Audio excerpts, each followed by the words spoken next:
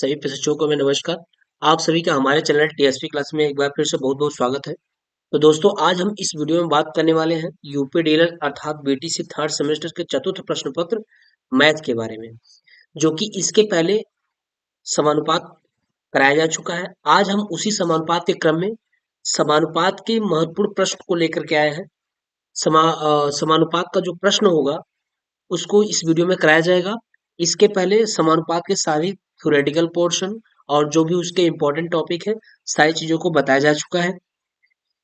इसमें हम केवल और केवल इसके प्रश्न के बारे में चर्चा करेंगे और उम्मीद करते हैं कि आप समानुपात के पिछले वीडियो को देख लिए होंगे, जिससे कि आपके कंसेप्ट क्लियर हो गए होंगे। अगर समानुपात के थ्योरेटिकल पोर्शन को देख लिए होंगे तो अभी प्रश्न आपको समझ में आएगा, अदरवाइज दिक्कत होगी। तो अगर आप वीडियो नहीं देखे हैं तो प्लीज आप टीएसपी के प्लेलिस्ट में जाइए और वहां पे सीक्वेंस बेस में रखी गई है वीडियो है, आप उसको देख लीजिए। उसके बाद आप प्रश्न को प्रैक्टिस करिए। तो चलिए हम लोग स्टार्ट करते हैं। आज का जो प्रश्न है, ये पहला प्रश्न ये है, कह रहा है यदि 6 पुस्तकों का क्रय मूल्य, सॉरी माफ करिएगा, यदि 6 पुस्तकों का मूल्य 60 रुपया है तो 10 पुस्तकों का मूल्य क्या होगा? ये प्रश्न कह रहा है। देखिए, इसके पहले हम आपको दो चीजें पढ़ाए हैं। एक जो समानुपात में है, समानुपात में दो चीजें पढ़ाई जा चुकी है। एक तो आपका विलोमानुपात पढ़ाया गया था, जैसे ये विलोमानुपात का मतलब आप प्रतिलोमानुपात भी समझ सकते हैं। इसमें दो चीजें पढ़ाई गई थी। पहला जैसे आपका है ये अनुलोम, अनुलोम पढ़ाया गया था, और दूसरा क्या था, प्रतिलोमानुपात, यानी अनुलोम समानुपात, समानुपात, और दूसरा क्या था, दूसरा था प्रतिलोम, प्रतिलोमानुपात। ठीक, ये दो चीजें पढ़ाई गई थी। प्रतिलोमानुपात, अनुलोम असमानुपात और प्रतिलोमानुपात पढ़ाया गया था। तो देखिए, अनुलोम समानुपात में क्या बताया गया था कि इसमें चीजें ये बताई गई थी कि ये ऐसा अनुपात यानी ऐसा समानुपात होगा, सॉरी ये ऐसा समानुपात होगा जिसमें एक राशि के बढ़ने पर अगली राशि भी बढ़ती है, या एक राशि के घटने पर अगली राशि भी क्या हो जाती है, घट जाती है। ये अनुलोम समानुपात होता है। और प्रतिलोम समानुपात में जस्ट इसका अपोजिट होता है कि अगर एक राशि बढ़ रही है तो दूसरी राशि उसी के अनुक्रम में क्या होगी, घटेगी। अगर पहली राशि घट रही है तो दूसरी राशि उसी के अनुक्रम में क्या हो जाती है, बढ़ जाती है। ठीक है, तो आज जो प्रश्न होगा इन्हीं दोनों पे होगा, एक अनुलोम समानुपात पे होगा और एक प्रतिलोमानुपात पे होगा। इन्हीं दो टॉपिक पे हम सारे प्रश्न को करेंगे। ठीक है, तो चलिए हम प्रश्नों को कर लेते हैं। देखिए, कह रहा है कि यदि 6 पुस्तकों का मूल्य 60 रुपया है तो 10 पुस्तकों का मूल्य क्या होगा? तो देखिए, इसको हम दो नियम से लगा सकते हैं। आपके जितने भी सवाल हैं, जितने भी प्रश्न हैं, सबको प्रत्येक दो नियम से बताएंगे। लेकिन मेनली हम जो बात करेंगे यहाँ पे हम समानुपात के नियम से ही लगाएंगे सवालों को। ठीक है, जैसे देखिए, कह रहा है यदि 6 पुस्तकों का मूल्य 60 रुपया है तो आप यहाँ लिख लीजिएगा पुस्तक, पुस्तक लिख लीजिएगा। उसके बाद यहाँ क्या लिख लीजिएगा, मूल्य।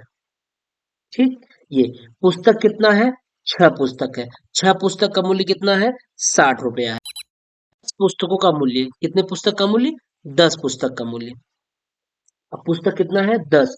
अब 6 पुस्तक का मूल्य अगर 60 रुपया था तो 10 पुस्तक का मूल्य कितना है, मान लीजिए 10 पुस्तक का मूल्य कितना है, 100 रुपया है। वही पूछ रहा है कि 10 पुस्तक का मूल्य ज्ञात करिए। तो अब इस कंडीशन में आप ये देखिए, ये हमारा अनुलोम समानुपात से प्रश्न लगेगा, क्योंकि अनुलोम समानुपात ये होता है कि इसमें दोनों जो दाएं तरफ और बाएं तरफ जो रेखाएं खींची जाती है वो हमेशा ऊपर से नीचे की तरफ होती है, यानी सीधी रेखा होती है। क्योंकि इसमें अगर एक 6 पुस्तक है, इसका मूल्य 60 रुपया है, तो 10 पुस्तक है तो 10 पुस्तक का मूल्य इस 6 पुस्तक के मूल्य से ज्यादा होगा। स्वाभाविक सी बात है। इसको हम ऐसे लगा लेंगे, 6 के बटा क्या कर लेंगे, 10, और बराबर 60 के बटा क्या कर लेंगे, यक्स कर लेंगे, क्रॉस मल्टीप्लिकेशन कर देंगे तो हो जाएगा 6x बराबर कितना हो जाएगा 60 × 10 हो जाएगा। तो x की वैल्यू कितनी हो जाएगी 60 × 10 के बट्टा कितना हो जाएगा 6 हो जाएगा। तो 6 दामा 60 हो गया तो आया कितना 10 × 10 बराबर कितना हो गया 10 दामा 100 हो गया, 100 रुपया हो गया। यानी 10 पुस्तक का जो मूल्य होगा वो कितना रुपया हो जाएगा 100 रुपया हो जाएगा। 6 पुस्तक का मूल्य 60 रुपया, जब पुस्तक की संख्या आप बढ़ा देंगे तो मूल्य भी क्या हो जाएगी बढ़ जाएगी। इसको एक नियम से और हम बताते हैं। ये नियम फर्स्ट था, ये सेकंड टाइप से हम बता देते हैं आपको। सेकंड टाइप सेकंड टाइप से होता है इसमें एक आदमी पढ़े होंगे उसी नियम से लग जाएगा। जैसे 6 पुस्तक का मूल्य कितना है 60 रुपया है, तो एक पुस्तक का मूल्य आप निकालेंगे तो कितना हो जाएगा 60 के बट्टा 6 हो जाएगा, 6 धामा 60 10 हो गया। एक पुस्तक का मूल्य 10 रुपया हो गया, तो कितने पुस्तक का मूल्य पूछ रहा है 10 पुस्तक का मूल्य, इसलिए 10 पुस्तक का मूल्य कितना हो जाएगा 10 पुस्तक का मूल्य। अगर एक पुस्तक का मूल्य 10 रुपया है यानी एक केले का दाम अगर 10 रुपया है तो 10 केले का दाम कितना होगा आप उसी मल्टीप्लाई करा देंगे। 10 × 10 बराबर कितना हो जाएगा 100 रुपया हो जाएगा। तो एक ये नियम होता है और एक आप ही का ये नियम है, लेकिन यहाँ पे हम समानुपात पढ़ रहे हैं इसलिए हम समानुपात के नियम से ही समानुपात के मेथड से ही प्रश्नों को हल करेंगे। ठीक है, ये चीजें हैं। तो आई थिंक आपको समझ आ गया होगा। बिल्कुल सिंपल है, बस दो चीजों पे चर्चा करेंगे हम, अनुलोम समानुपात और प्रतिलोमा प्रतिलोमानुपात पे ही प्रश्न होगा। जो भी प्रश्न होगा इन्हीं दोनों पे होगा। ठीक है, चलिए अगला प्रश्न देखिए। अगला प्रश्न ये कह रहा है 6 आदमी एक काम को 30 दिन में करते हैं। कितने आदमी हैं 6 आदमी। तो 6 आदमी एक काम को 30 दिन में करते हैं, तो 12 आदमी उस काम को कितने दिनों में पूरा करेंगे यही पूछ रहा है। तो एक तरफ लिख लीजिएगा आप मैन, यानी एक तरफ लिखिएगा आदमी और एक तरफ क्या लिखिएगा दिन। क्या लिखिएगा दिन, एक तरफ दिन, यानी एक तरफ मैन हो गया और एक तरफ क्या हो गया डे हो गया। तो कितने आदमी कितने दिन में करते हैं 6 आदमी कितने दिन में करते हैं 30 दिन में। अब यहाँ पे ध्यान दीजिएगा, यहाँ पे क्या होगा 6 आदमी 30 दिन में करते हैं। अब आदमी कितने आदमी, अब कह रहा है अगर हम आदमियों की संख्या बढ़ा दें यानी आदमियों की संख्या कितना कर दें 12 आदमी कर दें।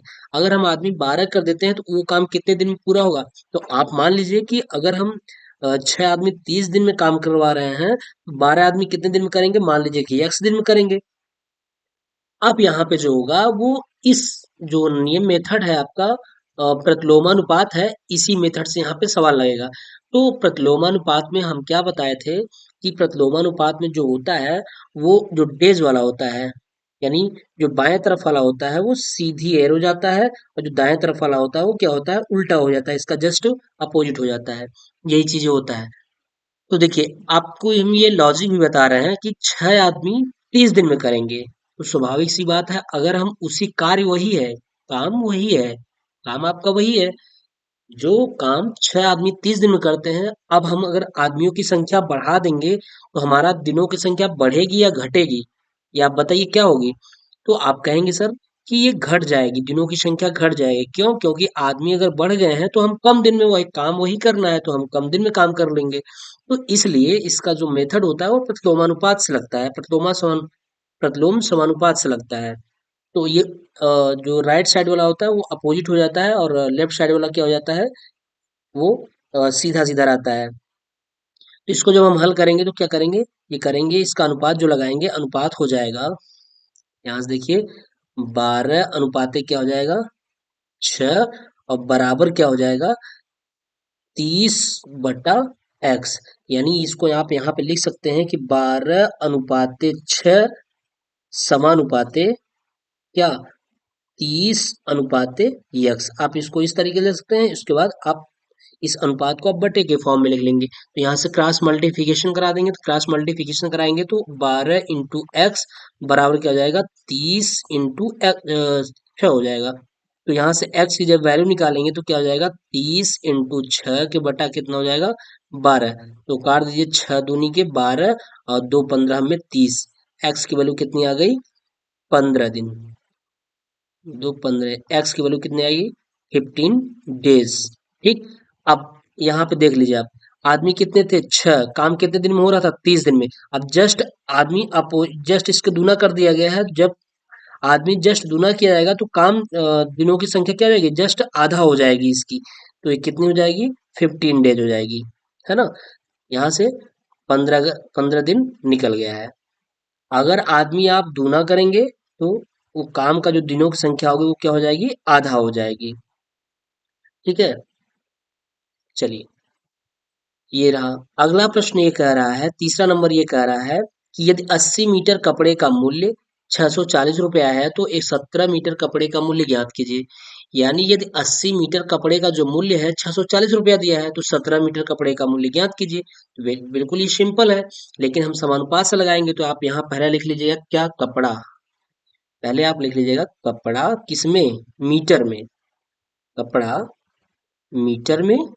और क्या लिख लीजिएगा, मूल्य किसमें, कपड़ा समानुपाते, सॉरी, कपड़ा समानुपाते मूल्य।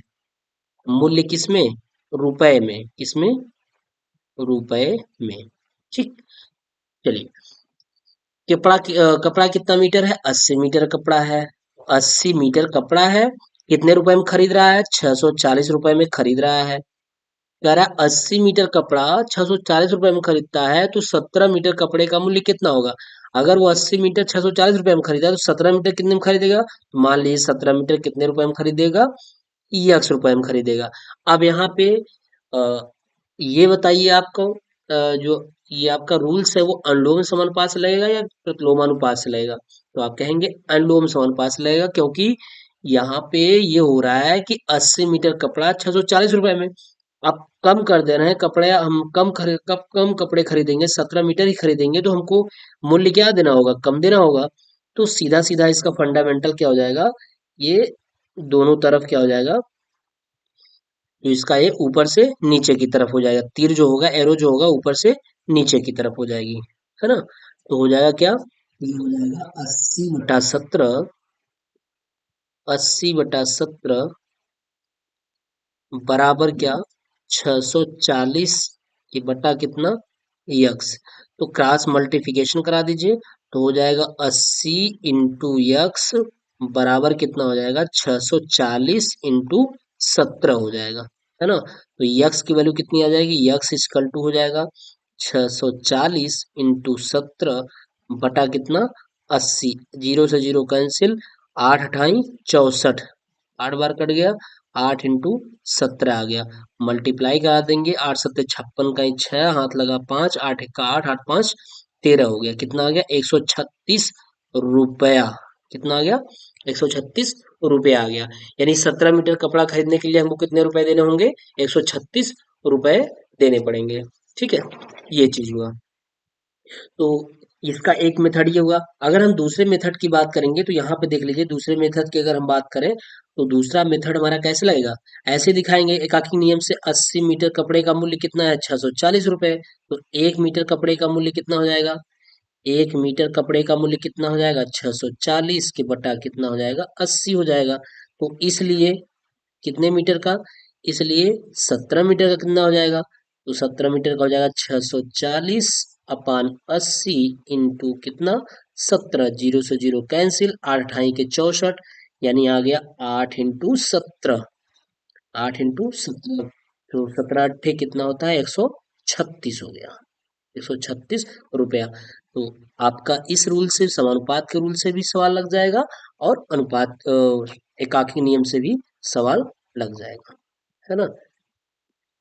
चलिए, जब एग्जाम में प्रश्न पूछेगा तो ये जरूरी थोड़ी ना है कि आप समानुपात से लगाइएगा। ऐसा कुछ जरूरी नहीं रहेगा, वहां सवाल का आंसर आना चाहिए। वहां ये नहीं कहेगा कि इसको समानुपात के नियम से लगाना है आपको कि एकाकी नियम से लगाना है, ऐसा कुछ नहीं रहेगा।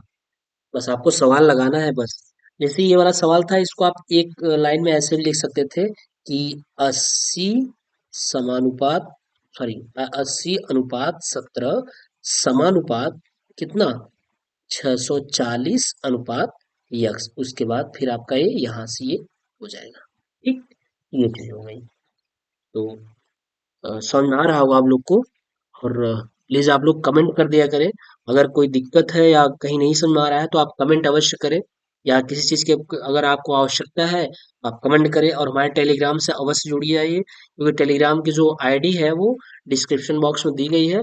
आप वहां से हमारे टेलीग्राम आईडी से जुड़ जाइए, और जो भी प्रॉब्लम है सारी आप अपने प्रॉब्लम को टेलीग्राम आईडी से टेलीग्राम पे आप कमेंट करें, जिससे कि जो भी चीजें रहेंगी उसको आपको वहां से आपका सोल्यूशन दिया जाएगा, आपकी प्रॉब्लम आपकी समस्याओं को हल किया जाएगा। चलिए अगला प्रश्न कह रहा है, प्रश्न चौथा ये कह रहा है, ये प्रश्न 2017 में पूछा गया है। 2017 में ये प्रश्न पूछा गया है। कह रहा है यदि लखनऊ से कानपुर की दूरी और लखनऊ से इलाहाबाद इलाहाबाद के बीच की दूरी 3:8 का अनुपात हो, और लखनऊ से इलाहाबाद के बीच की दूरी कितना दिया है, 200 किलोमीटर हो, तो लखनऊ से कानपुर के बीच की दूरी क्या होगी? यदि लखनऊ से कानपुर की दूरी और लखनऊ से इलाहाबाद के बीच की दूरी, यानी लखनऊ लखनऊ से कानपुर की दूरी, लखनऊ टू कानपुर। देखिए यहाँ पे इसको हम ऐसे इस तरीके से हल कर लेंगे, लखनऊ टू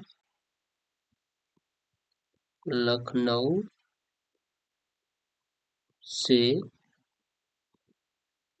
कानपुर कानपुर की दूरी अनुपाते दे रखा है, इलाहाबाद लखनऊ से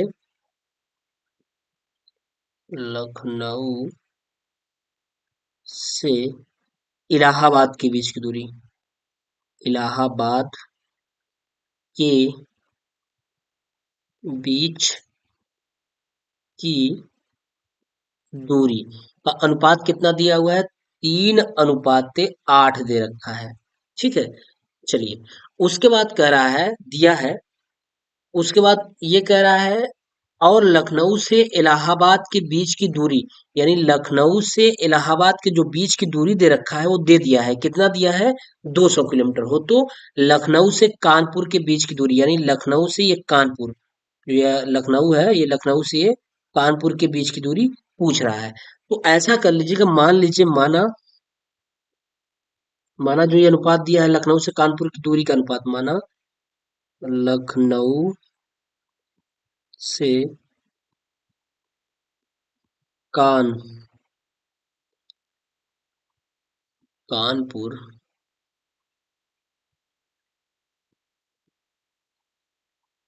कानपुर की दूरी बराबर कितना, 3x मान लीजिए।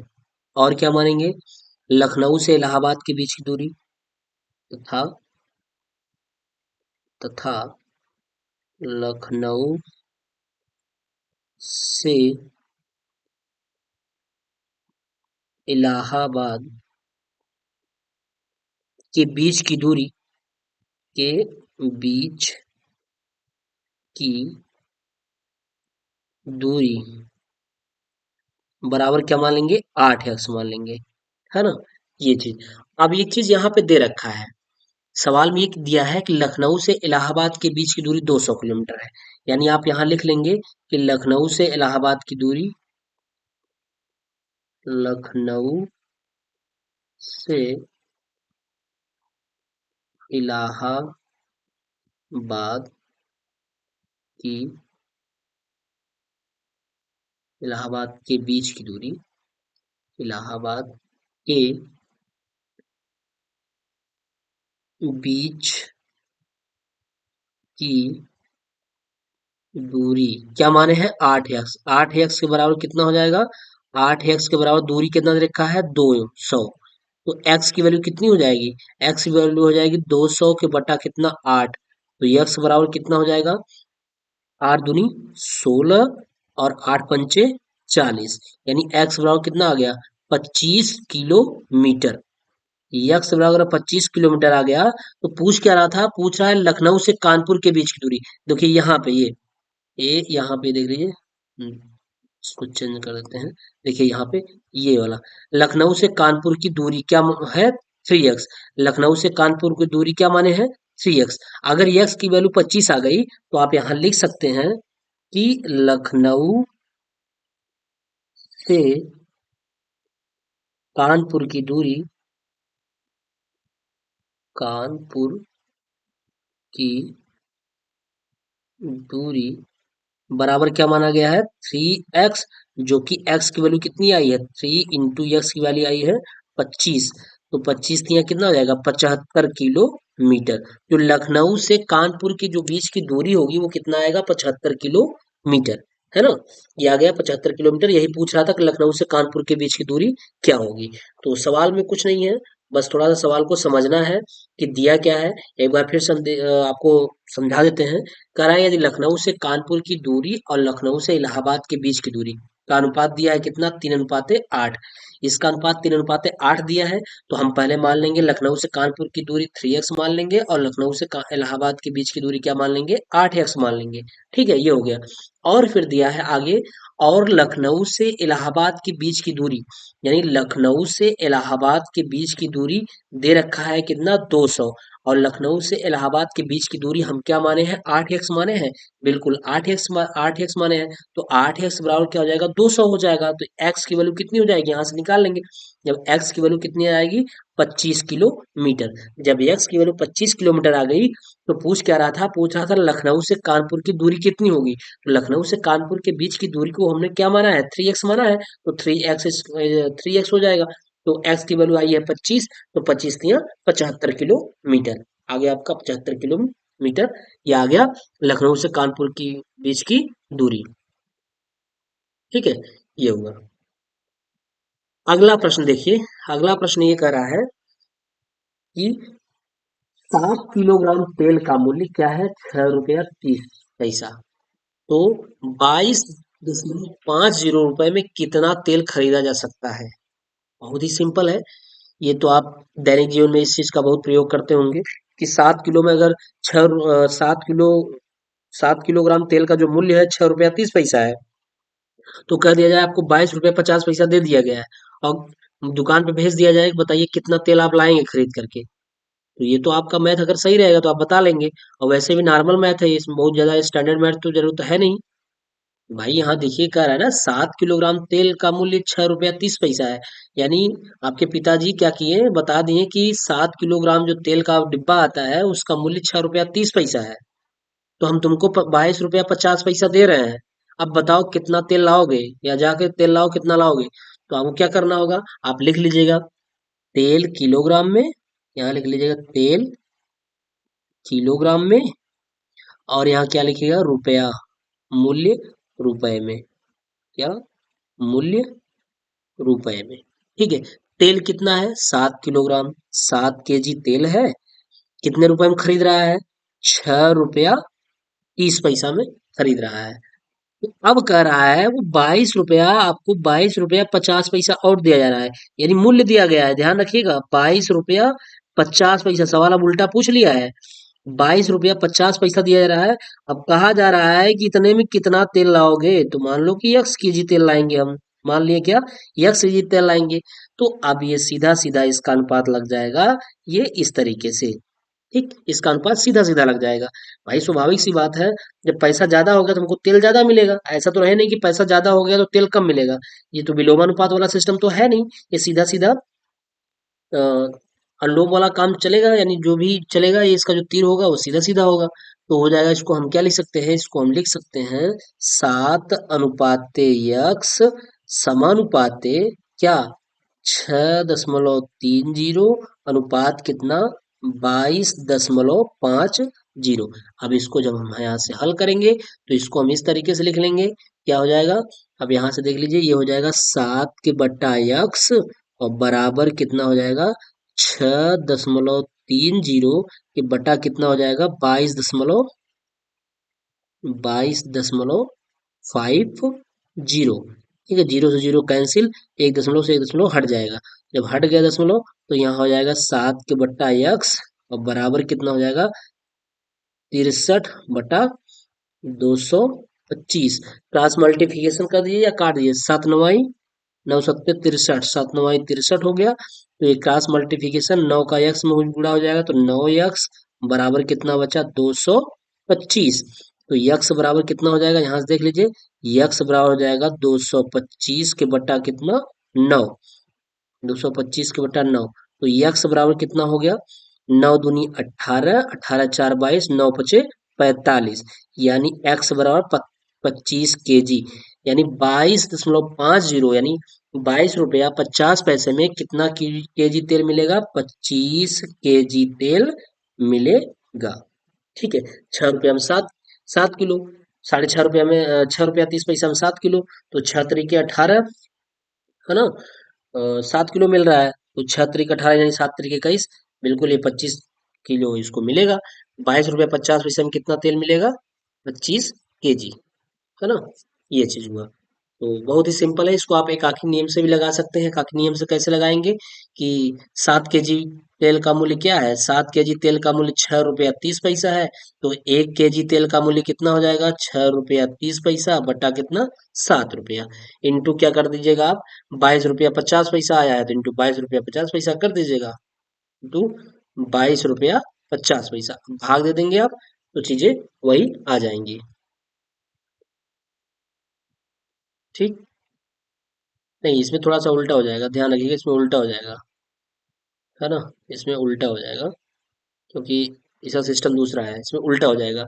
इसमें इस तरीके से हो जाएगा, 6 रुपया 30 पैसा में कितना मिल रहा है, 7 किलो तेल मिल रहा है, इसको ऐसे कर लीजिएगा, 6 रुपया 30 पैसा में कितना केजी, 7 kg तेल मिल रहा है ना, तो 1 रुपये में कै केजी तेल मिलेगा, 7 के बटा कितना हो जाएगा, 6 रुपया 30 पैसा, तो इसलिए इसलिए 22.50 में कितना मिलेगा, तो आप 7 के बटा 6.30 इंटू 22.5 करेंगे, अब काटेंगे तो चीजें वही आ जाएंगी। ठीक है, इस तरीके से होगा। चलिए,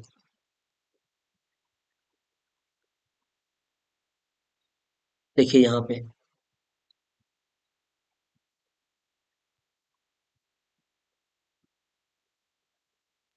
अगला प्रश्न ये कह रहा है, अगला प्रश्न देखिए, पढ़िए प्रश्न को, और बहुत ही सिंपल प्रश्न है, इसको बताइए, कमेंट करके बताइएगा कि कितना इसका आंसर आएगा। अगला प्रश्न देखिए, कह रहा है यदि 4 मीटर कपड़े का मूल्य कितना दिया है, 316 रुपया है, तो 15 मीटर कपड़े का मूल्य ज्ञात कीजिए। बिल्कुल सिंपल है, आप अगर समानुपात से लगाना चाहते हैं तो आप क्या करेंगे, कपड़ा, कपड़ा किसमें, मीटर में, कपड़ा किसमें, मीटर में, और उसके बाद मूल्य किसमें, मूल्य किसमें, रुपए में, है ना, तो कपड़ा कितना है, 4 मीटर कपड़ा है, कितने मिल रहा है, 316 रुपए में। फिर करा 15 मीटर कपड़ा, तो 15 मीटर कपड़ा कितने मिलेगा, 1 रुपए में। सीधा सीधा तीर एरो सीधा लगाइए, तो क्या हो जाएगा, आप सीधा अनुपात लगा दीजिए, इसको क्या लगाएंगे, 4 के बटा 15 करेंगे, और बराबर क्या हो जाएगा, 316 के बटा कितना, यक्स हो जाएगा। ठीक है, तो काट दीजिए इसको, चार, 4 सत्ते 28, 2 30, 1 31 4 9 36, देखिए 4 सत्ते 28, बचा 3, 28 2 30 1 31, और 4 9 36, है ना, कट गया ना, तो ये हो जाएगा x के बराबर कितना हो जाएगा, 15 × 79, गुणा कर दीजिए, 15 × 79 का गुणा कर देंगे, जो आएगा वही इसका आंसर हो जाएगा, है ना। ठीक है, तो गुणा कर दीजिए, 79 में, 79 में 15 से, 5 9 45 का 5 हाथ लगा 4, 5 7 35, 35 4 39, और 1 9 9 हो जाएगा, एक 7 हो जाएगा, ये 5 हुआ, ये 18 हुआ, 7 3 10 11 हुआ, आया कितना, 1085, कितना आ गया, 1085 रुपया आ गया, 1085 रुपया। देख लीजिए एक बार, कैलकुलेशन सही है ना, और 4 9 36 का 6, 4 से 28, 28 30 31, सही है, ठीक, ये आ गया। अब कितना आ गया, 1085 रुपए में कितना तेल मिलेगा, सॉरी कितना कपड़ा मिलेगा, 15 मीटर, 4 मीटर कपड़े का मूल्य 316 रुपया है, तो 1000 यानी 15 मीटर कपड़े का जो मूल्य होगा वो कितना होगा, 1085 होगा। अगर आप इसको एकाकी नियम से लगाना चाहते हैं तो आप ऐसे लगा सकते हैं, कि 4 मीटर कपड़े का मूल्य कितना है, 316 रुपया है। तो 1 मीटर कपड़े का मूल्य कितना हो जाएगा, 316 के बटा 4 हो जाएगा, है ना।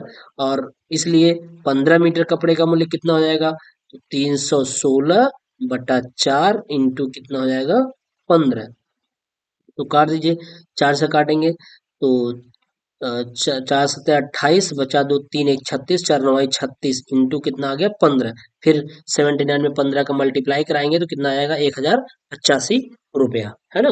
कितना आ गया, 1085 रुपया आ गया। ठीक, ये हुआ। चलिए अगला देखिए प्रश्न। अगला प्रश्न ये कह रहा है कि यदि 10 पुरुष किसी काम को 20 दिन में करते हैं, इसको हम आपको दो तरीके से, ऐसे सवालों को हम दो तरीके से बताएंगे। एक तो आपको फार्मूला बेस बता देंगे, बिल्कुल ट्रिक है, आपको आसानी से हो जाएगा। कह रहा है यदि 10 पुरुष किसी काम को 20 दिन में करते हैं तो बताइए 8 पुरुष उसी काम को कितने दिनों में करेंगे। तो सबसे पहले हम इस सवाल को समानुपात के मेथड से लगाएंगे, उसके बाद हम आपको ट्रिक बताएंगे, है ना। तो चलिए देखते हैं कि 10 पुरुष किसी काम को 20 दिन में, एक तरफ आप लीजिए, लिख लीजिएगा पुरुष अर्थात मैन, पुरुष अर्थात मैन, और दूसरी तरफ आप लीजिएगा दिन, यानी डे मतलब दिन, है ना। ये अब कितने हैं पुरुष, 10 पुरुष हैं। 10 पुरुष कितने दिन में करते हैं, 20 दिन में करते हैं। तो बताइए 8 पुरुष, अब पुरुषों की संख्या घट गई। जब पुरुषों की संख्या यानी व्यक्तियों की संख्या घट जाती है तो इफिशियंसी घट गई, तो काम करने का जो क्षमता है वो भी घटेगा। जब कार्य करने की क्षमता घटेगी तो दिन भी तो बढ़ेगा ना। अब ये दिन क्या मान लेते हैं, यक्स। तो यहीं से दिमाग लगाइएगा कि अगर पुरुष हमारे घट गए तो दिनों की संख्या क्या हो जाएगी, बढ़ जाएगी। तो आप क्या करिएगा, इसको सीधा ऐसे लगाइएगा और इसको सीधा ये उल्टा कर दीजिएगा, है ना। तो आप यहाँ से क्या कर लीजिएगा, यहाँ से आप कर लीजिएगा 8 के बट्टा 10, 8 के बट्टा 10 बराबर क्या हो जाएगा, 20 के बट्टा यक्स हो जाएगा, है ना।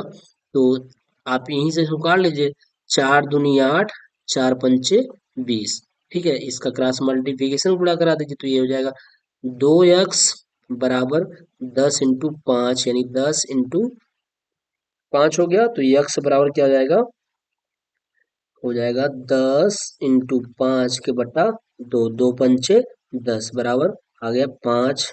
क्या आ गया, 5। तो यक्स की वैल्यू कितना आएगी, 5 पचे 25 दिन। क्या आ गया, 25 दिन, है ना, 25 डेज। यानी व्यक्ति कम हो गए, तो देखिए व्यक्ति कम हो गए तो यक्स की वैल्यू कितनी आ गई, 25। व्यक्ति कम हुए तो दिनों की संख्या ज्यादा हो गई, नहीं हो गई, बिल्कुल हो गई। व्यक्ति ज्यादा थे, दिनों की संख्या कम थी। ये आपका समानुपात के मेथड से हो गया सवाल, है ना, समानुपात के मेथड से। अब हम आपको एक मेथड से बताएंगे, ट्रिक मेथड से। ट्रिक हमारा ये है कि इस जब कभी दिन, व्यक्ति, दिन और समय का सवाल है, यानी कि जैसे दिन का है उसके बाद टाइम का है, घंटा, तो उसके लिए आपको फार्मूला होगा, मैं बता रहा हूँ, M1 D1 बटा T1 बराबर M2 D2 बटा T2। या ये ऐसे भी हो जाता है, M1 D1 बराबर बटा W1 बराबर M2 D2 बटा W2। W क्या होता है, वर्क होता है। अगर यहाँ दिन और घंटा दिया है, दिन और घंटा दिया है तब भी आपका ये फार्मूला होगा। अगर यहाँ दिन और ओमैन दे दिया, जैसे व्यक्ति इतने दिन में, है ना, इतना काम करते हैं, जैसे M1 D1 बटा क्या हो जाएगा, W1 बराबर M2 D2 बटा W2। देखिए ये वर्क है, ये क्या है, वर्क है। ये ओमैन मत समझिए इसको, ये वर्क है कि इतने दिनों में ये कार्य करते हैं, इतना कार्य कर लेते हैं। एक व्यक्ति इतने दिनों में इतना कार्य कर लेता है, तो दूसरा व्यक्ति इतने दिनों में कितना कार्य करेगा, तो उसके लिए फार्मूला ये भी रहेगा। और अगर समय दिया है कि एक व्यक्ति इतने दिनों में इतने घंटे में, दूसरा व्यक्ति इतना इतना व्यक्ति इतने दिनों में कितना कार्य करेगा, कितने घंटे में कार्य करेगा, तब उसके लिए आपका ये वाला फार्मूला हो जाएगा, है ना। और अब यहाँ पे बात ये आती है कि यहाँ पे ना तो T1 की वैल्यू दे रखा है ना तो W1 की वैल्यू दे रखा है। ठीक है, तो ये सब फार्मूला नहीं लगेगा यहाँ पर, सीधा सीधा कौन सा फार्मूला लगेगा, आपको कंफ्यूज होने की जरूरत नहीं है, आपको सीधा सीधा फार्मूला ये लगा देना है। क्या, M1 D1 बराबर M2 D2, यानी ये हो जाएगा आपका M1 बराबर क्या हो जाएगा, M2 D2, है ना। M1 की वैल्यू कितनी है, M1 10 पुरुष है, कितने दिन में कार्य कर रहा है, 20 दिन में कार्य कर रहा है। फिर तुम कर रहा है तो बताइए 8 पुरुष कितने दिन में करेंगे, तो ये कितने दिन को मतलब हमने x मान लिया है, तो क्या हो गया कि 10 × 20 बटा 8 बराबर क्या, x। तो 4 × 5 = 20 और 4 × 2 = 8, 2 × 5 = 10, तो यक्स बराबर कितना आ गया, 5 × 5 बराबर कितना आ गया, 25 आ गया। 25 दिन में काम करेगा। ठीक है, जब पुरुष और दिन दिया रहे तो उसके लिए फार्मूला आपको यही लगाना है, ये याद रखना है फार्मूला। ठीक है, वहाँ एग्जाम में आपको ये आपसे ये नहीं पूछेगा कि समानुपात के मेथड से लगाइए, ऐसा कुछ नहीं पूछेगा। आप सीधा सीधा फार्मूले, इस फार्मूले पे भी सवाल लगा सकते हैं, लगा दीजिएगा। बिल्कुल शार्ट मेथड होगा, आराम से आ जाएगा, केवल मल्टीप्लाई करना होगा। M1 D1 बराबर M2 D2। M1 व्यक्ति है, D1 ये जो D1 है प्रथम दिन है, पहले दिन वाला, फिर M2 दूसरा व्यक्ति है और D2 दूसरे दिन वाला है। ठीक है, यहाँ से लगा सकते हैं आप। चलिए, अगला प्रश्न कह रहा है कि 12 आदमी किसी काम को 45 दिन में पूरा करते हैं, तो 18 दिन में काम पूरा करने के लिए कितने आदमियों की आवश्यकता होगी। तो इसको हम पहले समानुपात के मेथड से लगा देते हैं। 12 आदमी यानी एक तरफ लिखेंगे क्या, आदमी, और दूसरी तरफ क्या लिखेंगे, दिन, है ना।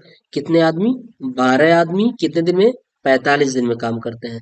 फिर कह रहा है पूरा करते हैं 18 दिन में काम पूरा करने के लिए, कितने दिन में, 18 दिन में, उल्टा पूछ रहा है। अब 18 दिन में काम पूरा करने के लिए कितने आदमियों की आवश्यकता होगी, तो मान लीजिए x आदमियों की आवश्यकता होगी।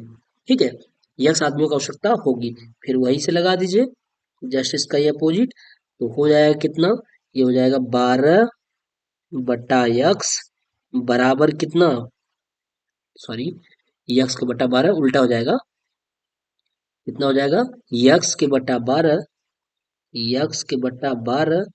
बराबर 45 के बटा कितना, 18।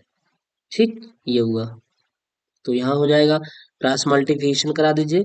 जब क्रॉस मल्टीप्लिकेशन कराएंगे तो 18x हो जाएगा, 18x बराबर कितना, 45 इंटू कितना, 12, तो x की वैल्यू कितनी हो जाएगी, 45 इंटू 12 बटा कितना हो जाएगा, 18 हो जाएगा।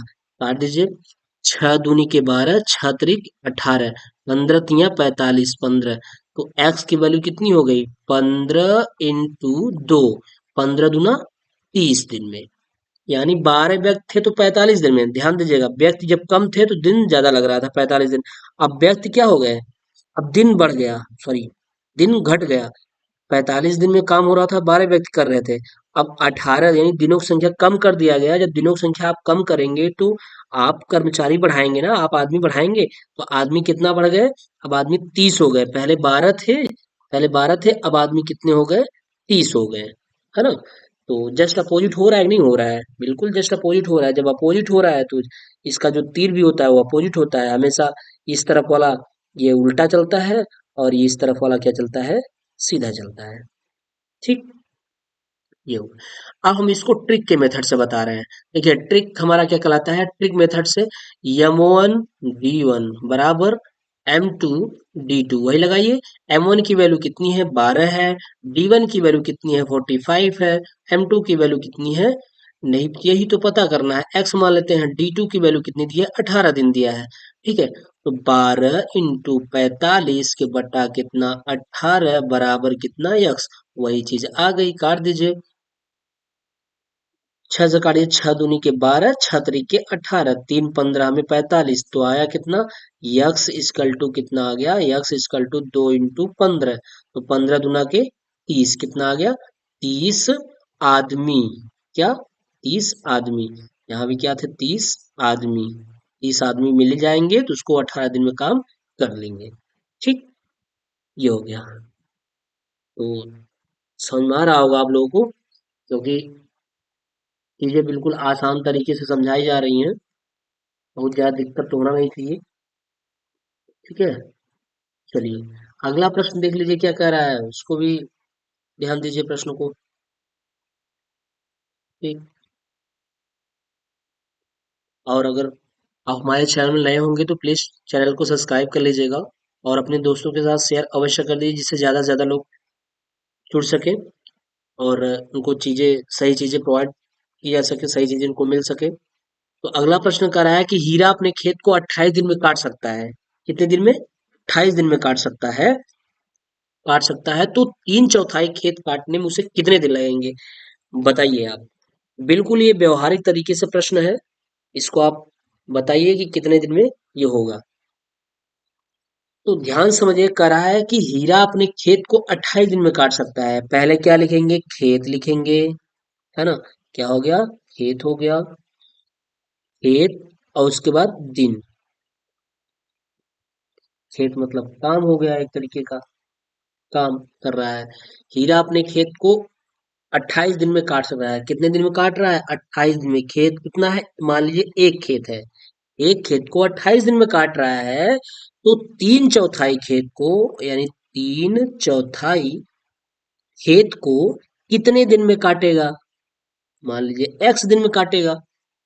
अब भैया अगर एक खेत 28 दिन में काट रहा है तो खेतों की संख्या कम हो रही है, तो दिनों की संख्या भी तो कम हो जाएगी।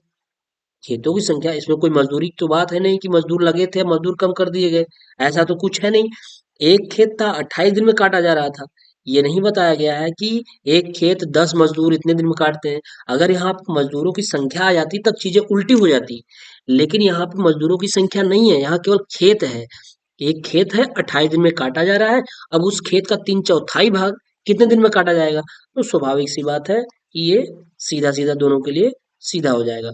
ये दोनों के लिए सीधा हो जाएगा। अब हम लगा लेंगे, एक के बट्टा क्या, तीन के बट्टा चार हो जाएगा, और बराबर कितना हो जाएगा? 28 के बट्टा यक्स हो जाएगा। तो चार उल्टा हो जाएगा, अपोजिट हो जाएगा। चार के बट्टा तीन बराबर 28 के बट्टा कितना हो जाएगा? यक्स हो जाएगा। तो जब हम इसको लगाएंगे, क्रॉस मल्टीप्लिकेशन कर देंगे, तो हो जाएगा 4x बराबर 28 इंटू थ्री।